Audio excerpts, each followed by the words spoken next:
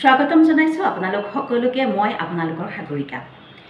আজি কথা পাতিব বিচাৰিছোঁ দুটা এনেকুৱা প্ৰশ্ন, যি দুটা প্ৰশ্ন মোলে বাৰে বাৰে আহি থাকে আৰু বাৰে বাৰে সুধি থকা হয়। সেইকাৰণে সেই প্ৰশ্নকেইটা লৈ পেলাই মই আপোনালোকৰ ওচৰলৈ আহিছোঁ। প্ৰথম প্ৰশ্নটো হৈছে যে পেটত হোৱা চৰ্বি। মই আগতেও এই বিষয়ে কিবা কিবি কৈছোঁ, কিয় হয়, হৰম'নৰ কাৰণেও কেতিয়াবা পেটত চৰ্বি জমা হয়। কিন্তু এনেকুৱা ধৰণৰ প্ৰশ্ন মোলৈ সদায় আহিছে যে অকল গোটেই মানুহগৰাকী ক্ষীণ বা গোটেই মানুহজন ক্ষীণ, কিন্তু অকল পেটত চৰ্বি জমা হৈছে, অকল পেটত পেটটো বাঢ়িছে, কি কৰোঁ? গতিকে এনেকুৱা ধৰণৰ মোলৈ বহু প্ৰশ্ন আহিছে। সকলোকে একেলগে ব্যক্তিগতভাৱে সকলোকে উত্তৰ দিয়াটো বহুত সময়ৰ কথা, গতিকে পৰা নাই মই। সেইকাৰণে মই এনেকৈ ভিডিঅ' এটা বনাই পেলাই ক'ব বিচাৰিছোঁ যে প্ৰথম কথা হ'ল যে প্ৰথম প্ৰশ্নটো হৈছে পেটৰ চৰ্বিক লৈ, আৰু 2 নম্বৰ প্ৰশ্নটো হৈছে যে বহুত মোলৈ এনেকুৱা ধৰণৰ প্ৰশ্ন আহিছে যে কমকৈ খোৱাটো, কমকৈ সঘনাই আৰু কমকৈ যদি খোৱা হয় তেনেহ'লে বেছি খুব ভালকৈ ৱেট লছ হয় নেকি, বা যদি 3টা মিলহে খোৱা হয় বা এবাৰত খাই দিলে ৱেট লছ নহয় নেকি, তেনেকুৱা ধৰণৰ এটা প্ৰশ্ন মোলৈ আহিছে। গতিকে এই প্ৰশ্ন দুটা আজি লৈ পেলাই মই আপোনালোকৰ ওচৰলৈ আহিছোঁ। প্ৰথম কথা হ'ল যে পেটৰ চৰ্বি কথাটো হৈছে যে যিসকল ব্যক্তিৰ হৰম'নৰ তাৰতম্য আছে, হৰম'ন বেলেঞ্চ নহয়, যেনে ধৰক মহিলাসকলৰ যিবিলাকৰ PCOD আছে, তেখেতসকলৰ পেটত ফেটছ জমা হোৱাটো, চৰ্বি জমা হোৱাটো তেনেই সাধাৰণ কথা।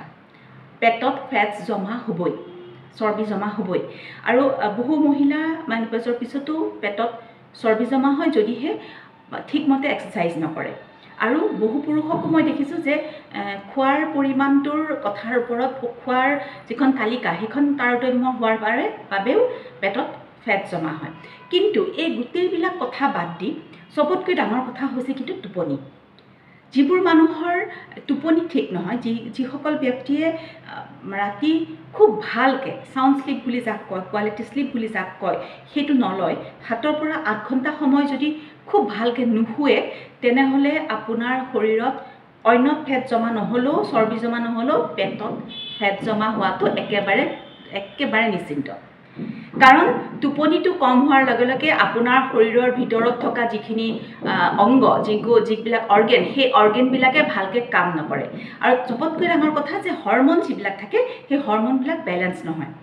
ৰাতি টোপনি ভালকৈ নোযোৱাৰ ফলত বা টোপনি কম হোৱাৰ বাবে শৰীৰত থকা যিবোৰ অংগ পতংগ তেওঁলোকে খুব সুচাৰুৰূপে কাম কৰিব নোৱাৰে, লগতে ইমিউনিটি বেয়া হয়, আৰু আমাৰ যিবিলাক শৰীৰত হৰম'ন থাকে সেই হৰম'ন বেলেঞ্চ নোহোৱা হৈ যায়। গতিকে শোৱাৰ যিটো পৰিমাণ বা ৰাতি ভালকৈ শোৱাৰ যিটো কথা, সেই কথাটোত চবতকৈ বেছি গুৰুত্ব দিবলগীয়া কথা। আৰু সেইও এক কাৰণ কিন্তু পেটত ফেট জমা হোৱাটো। যিসকল ব্যক্তিৰ সকলো ঠিক আছে, হৰম'নৰ কোনো প্ৰব্লেম নাই বা ডায়েটৰো কোনো প্ৰব্লেম নাই, তেনে ব্যক্তিসকলৰ যদি পেটত ফেট জমা হৈছে, তেনেহ'লে তেওঁলোকে টোপনিৰ কথাটোত গুৰুত্ব দিয়ক। টোপনি যদি ঠিকমতে ৰাতি হোৱা নাই, তেনেহ'লে আপোনাৰ শৰীৰত ফেট জমা হ'বই হ'ব। গতিকে সেই কথাটো আচলতে খুব এটা গুৰুত্ব নিদিওঁ। আমি 5 ঘণ্টা শুলেই হৈ যাব, 6 ঘণ্টা শুলেই হৈ যাব বুলি ভাবোঁ, কিন্তু আচলতে সেইটো ভুল কথা। এইটো হৈছে প্ৰথম কথা। 2 নম্বৰ কথা হৈছে যে ভালকৈ পেটৰ এক্সাৰচাইজ কৰক। খোৱাৰ পৰিমাণ যিটো আছে, আপোনাৰ যিটো পৰিমাণত আপোনাক পেটত দৰকাৰ, সিমানখিনিহে খাওক। মনত ৰাখিব, পেটটো বেলুনৰ দৰে, আৰু যিমানে ভৰাই থকা হ'ব সি ফুলি ফুলি গৈ থাকিব, আৰু যিমানে কমাই দিব সি সিমানে লাহে লাহে কমি আহিব। আপোনাৰ পেটটো এদিনতে বহুত ফেট জমা হয়, এদিনতে ফুলি যোৱা নাই। ঠিক তেনেদৰে কমিবৰ সময়টো লাহে লাহেহে কমিব, অকণমান ধৈৰ্য ধৰাৰ দৰকাৰ। আৰু 2 নম্বৰ প্ৰশ্নটো মই ক'ব বিচাৰিছোঁ যে কমকৈ বা সঘনাই খোৱাটো ভাল কথা হয়নে নহয়। চাওক, প্ৰথম আৰু প্ৰধান কথা হৈছে যেতিয়া আমি ৱেট লছ কৰাৰ কথা ভাবোঁ, তেতিয়া প্ৰথম কথাটোৱে হৈছে শৰীৰে ৱেট লছ কৰিবৰ বাবে এটা কথাই বুজি পায়, সেইটোৱে হৈছে কেলৰি ডেফিচিয়েণ্ট ডায়েট। মানে যিমানখিনি কেলৰি এটা দিনত আপোনাৰ শৰীৰত দৰকাৰ, তাতকৈ কম কেলৰি খোৱাটো।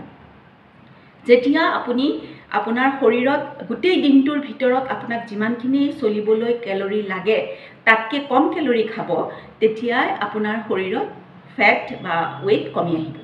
এতিয়া কথাটো হৈছে যে কমকৈ সঘনাই খোৱাটো ভাল কথা বুলি মই এইকাৰণেই ক'ব বিচাৰোঁ যে কমকৈ যেতিয়া আপুনি খাব, আমাৰ শৰীৰত তেতিয়া খুব ভালকৈ শৰীৰৰ পাকস্থলীত খুব ভালকৈ সেইখিনি হজম হ'ব আৰু শৰীৰে খুব ভালকৈ তাৰ পৰা যিখিনি ভিটামিন বা নিউট্ৰিশ্যন যিখিনি পাব লাগে সেইখিনি খুব ভালকৈ ল'ব।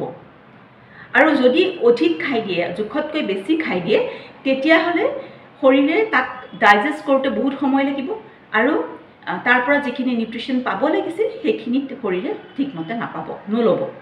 গতিকে এবাৰত আমি যদি ভালকৈ মন কৰোঁ তেনেহ'লে এবাৰত শৰীৰে 400 বা 450 কেলৰি বা 300 কেলৰি ইমানখিনি বাৰ্ণ কৰিবলৈ ভাল পায়, শৰীৰে তাক হজম কৰিবলৈ ভাল পায়। সেইখিনি হজম যেতিয়া হৈ যায় তাতকৈ অধিক হ'লে তেতিয়া শৰীৰৰ কষ্ট হয় আৰু লগতে নিউট্ৰিশ্যন শৰীৰে নিউট্ৰিশ্যন যিখিনি পাব লাগে, যিখিনি ল'ব লাগে খাদ্যৰ পৰা সেইখিনি নলয়। গতিকে পাৰিলে দৰকাৰ হ'লে কিন্তু এটা কথা মনত ৰাখিব লাগে যে আপুনি যিমানটাই মিল নাখাওক, আপুনি সদায় যাতে আপোনাৰ যিখন ডায়েট লিষ্ট হয় সেই ডায়েট লিষ্টখন যে কেলৰি ডেফিচিয়েট হয়। যিমান কেলৰি আপোনাক আচলতে দৰকাৰ হয় গোটেই দিনটোৰ ভিতৰত তাতকৈ যাতে 200 বা 300 কেলৰি কমকৈ আপোনালোকে খায়। আৰু সেই যে কমকৈ খোৱা যিখন ডায়েট চাৰ্ট সেইখন কেইবাটাও ভাগত ভগাই ল'ব পাৰে। আৰু কেইবাটাও ভাগত যেতিয়া ভগাই ল'ব, অকণ অকণকৈ যেতিয়া খাব, তেতিয়া শৰীৰে সেইখিনি বাৰ্ণ কৰিবলৈও শৰীৰৰ পৰা এনাৰ্জি খৰচ হ'ব আৰু তেতিয়াও কেলৰি কিছু শৰীৰৰ খৰচ হ'ব। গতিকে বাৰে বাৰে সেইটো কাম যেতিয়া কৰি থাকে, মই এটা কথা বুজাব বিচাৰোঁ যে আপুনি এখন গাড়ী ধৰক 200 কিলোমিটাৰ যাব লাগে। যেতিয়া আপুনি 200 কিলোমিটাৰ যাব তেতিয়া আপোনাক ধৰক তেল লাগে 2 লিটাৰ। কথাটো কৈছোঁ, যেতিয়া আপুনি এবাৰ ষ্টাৰ্ট দি পেলাই গাড়ীখন চলাই 200 কিলোমিটাৰ গুচি যাব তেতিয়া আপোনাৰ হয়তো 2 লিটাৰ তেলতকৈ আপোনাৰ কম লাগি যাব। কিন্তু আপুনি যেতিয়া গাড়ীখন ইয়াৰ পৰা অকণমান আগলৈ গৈ ধৰক আধা মাইলমান, আধা কিলোমিটাৰ গৈ পেলাই আপুনি বন্ধ কৰি অকণমান ৰয়, ঠাণ্ডা হ'বলৈ দিয়ে গাড়ীখন, তাৰপিছত যেতিয়া আকৌ ষ্টাৰ্ট কৰি আকৌ আধা কিলোমিটাৰ যায়, তেনেকৈ বাৰে বাৰে যেতিয়া আপুনি ষ্টাৰ্ট কৰিব তাত তেল বেছিকৈ খাব।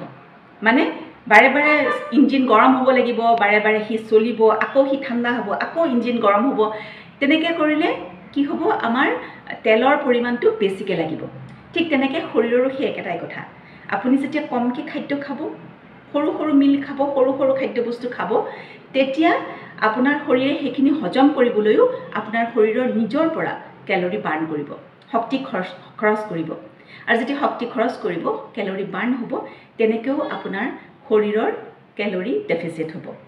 কিন্তু মনত ৰাখিব লাগে কমকৈ খালেও যাতে আপোনাৰ যিখিনি কেলৰি আপোনাক দৰকাৰ হয় তাতকৈ কম কেলৰি ডেফিচিয়েট যিখন ডায়েট আপুনি ইমান দিনে ফ'ল' কৰি আহিছে সেইখনহে যাতে ফ'ল' কৰে, তাতকৈ যাতে বেছি হৈ নাযায়, সেই কথাটোলৈ গুৰুত্ব দিব লাগে। গতিকে মই আশা কৰোঁ এই 2টা প্ৰশ্ন আজি মই আপোনালোকক ভালকৈ চাগে বুজাই দিব পাৰিছোঁ। গতিকে যিসকলে এই প্ৰশ্নখিনি কৰি আছে তেখেতসকলে নিশ্চয় কথাখিনি ভালকৈ বুজি পাব। মোৰ ভিডিঅ'টো এতিয়ালৈকে চাই আছে তাৰ বাবে ধন্যবাদ।